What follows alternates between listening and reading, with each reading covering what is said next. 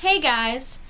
So as you probably heard, J.K. Rowling is going to be making another Harry Potter movie, and it's going to be based on, one of the extra books, Fantastic Beasts and Where to Find Them, which is exciting. I'm not quite sure how I feel about it, because it's not going to exactly be Harry Potter because none of those characters will be in it, and I don't know, I don't know how I feel about it. I'm excited and not at the same time, but still. That is why today I'm going to be talking about Harry Potter and what it means to me and pretty much my Harry Potter journey. Harry Potter has been a part of my life since before I could even read the books, like before I could comprehend them, before they were my reading level.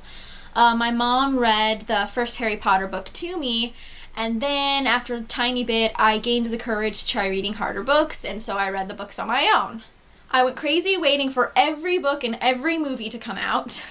I even went to the midnight release for the last book at Borders and stayed there for hours and hours and hours and hours, waiting in line, doing general Harry Potter stuff in my Gryffindor shirt, which I can't find because it's really small and old, but yeah, I have a Gryffindor shirt, and I waited there till like 3 a.m. to get the book. That's how badly I wanted the first book. Wait, not the first book. Oops. The 7th book right away. And then I finished it in one day. Like, I don't even think I slept that night. I just kept reading. I slept for like 20 minutes, and then I woke up and I read it again the whole rest of the day. And the entire time, I kept running to my mom, wanting to tell her things, but I couldn't because we only bought one copy. And so there's no one I could talk to about it because none of my friends had gotten it yet, and even if they had, they didn't finish the book as soon as I did, and so I couldn't talk about it with anybody, and it drove me nuts. So the second I finished it, I begged my mom to read it as fast as she could so I'd have someone to talk about it with. My obsession is so, woo crazy that I even dressed up as Hermione Granger for Halloween in 7th grade, and I wore it all day at school, and it was the awesomest costume ever, by the way. I had a tie, I had a cloak, a wand, a broomstick, a skirt that looked like the uniforms they wear. I went all out. And of course, I cried during the last movie because Harry Potter was my childhood, and it felt like, my childhood was officially ending after that, and, the story meant so much to me, and for so long, it was really sad, and I don't think I'm the only one who cried during the last movie, obviously, because Harry Potter meant a lot to a lot of people. It means so much to me that I can't imagine ever not loving Harry Potter. It'll be a part of my life forever. I think that's one fandom that, even though the books and the movies are sort of over,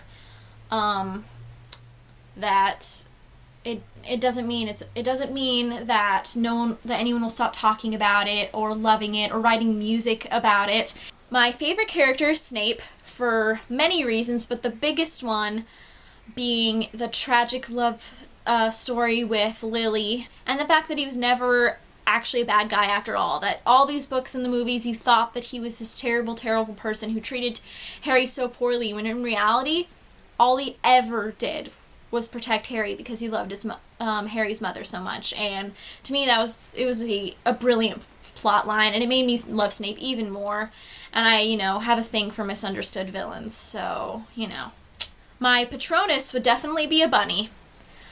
Now, I know that is Luna Lovegood's patronus, and I'm not trying to, say, I'm Luna Lovegood, woohoo, I'm awesome or anything, but Luna is the character that I relate to the most, and I'm energetic and, hyper a lot of the times like a bunny, and I just think it fits.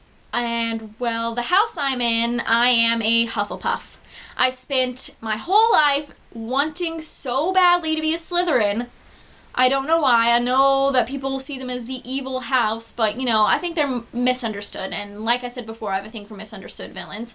And I just thought they were the coolest thing, and I wanted to be a Slytherin so badly. And then it came to sorting in Pottermore, and I ended up being a Hufflepuff, and I was really sad.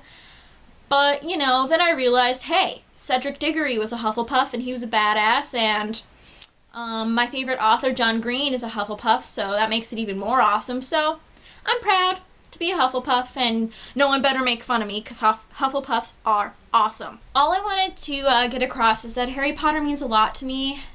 It was my childhood. I'll never forget it, and It's brought me a lot of amazing friendships online and in real life too. It brought me, I think that my love of Harry Potter is what made me and my best friend Lauren even better friends, because, you know, something we could be obsessed with together. And so all I'm trying to say is, if you haven't read Harry Potter, go read it and watch the movies, because it is something you will never ever forget. Trust me. Well, that's it. Goodbye, Internet! Hey guys, today I'm going to talk about... Hey guys, so as you've probably heard, no,